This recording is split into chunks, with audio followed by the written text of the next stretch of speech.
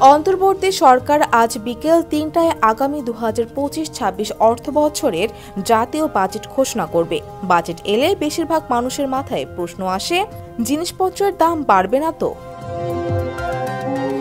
অর্থ উপদেষ্টা doctor Salauddin Ahmed budget বক্তব্যে মূল্যস্ফীতি কমানোর প্রতিশ্রুতি দেবেন।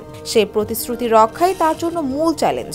রাজস্ব আয়ের লক্ষ্যমাত্রা অর্জন হবে তার জন্য আরেকটি বড় চ্যালেঞ্জ। মূল্যস্ফীতির গড় হার আগামী অর্থবছর শেষে ৬.৫% নামিয়ে আনার লক্ষ্যমাত্রা থাকছে বাজেটে। অর্থ বিভাগের সাম্প্রতিক এক পর্যবেক্ষণে বলা হয়, বিভিন্ন আন্তর্জাতিক উন্নয়ন সহযোগী সংস্থা ও দেশি বিদেশি গবেষণা সংস্থা মূল্যস্ফীতিকে মূল চ্যালেঞ্জ হিসেবে মনে করছে।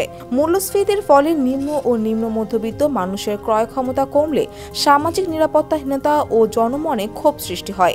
এমন প্রেক্ষাপটে আগামী বাজেটে মূল্যস্ফীতি নিয়ন্ত্রণকেই ১ নম্বর অগ্রাধিকার দেওয়া হচ্ছে। মূল্যস্ফীতি নিয়ন্ত্রণকে অগ্রাধিকার দেওয়ার কথা বলা হলেও আগামী অর্থবছরে সাধারণ করদাতাদের আয়করে ছাড় দেওয়া হচ্ছে না। বেশ কিছু পণ্য ও সেবায় ভ্যাট বাড়ছে। মূল্যস্ফীতি নিয়ন্ত্রণে সরকারের উদ্যোগের বিষয়ে জানতে চাইলে অর্থ বিভাগের কর্মকর্তারা জানান, সরকারি ব্যয় সংকোচন করা হচ্ছে। মুদ্রানীতিও সংকোচনমূলক থাকবে। বাজেটের নিত্যপণ্যের বিষয়ে ইতিবাচক কিছু পদক্ষেপ থাকবে। একই সঙ্গে বাজার ব্যবস্থাপনা উন্নয়নের মাধ্যমে পণ্যের সরবরাহ স্বাভাবিক রাখার উদ্যোগ নেওয়া হবে। ঢাকা বিশ্ববিদ্যালয়ের অর্থনীতি বিভাগের অধ্যাপক ও বেসরকারি গবেষণা সংস্থা শানেমের নির্বাহী পরিচালক ডক্টর সেলিম রায়হান বলেন, মূল্যস্ফীতি নিয়ন্ত্রণে মুদ্রানীতি, রাজস্ব নীতি এবং বাজার ব্যবস্থাপনায় সমন্বয় দরকার। নতুন বাজেটে মোট রাজস্ব আয়ের লক্ষ্যমাত্রা ধরা হচ্ছে ৫,৬৪,০০০ কোটি টাকা।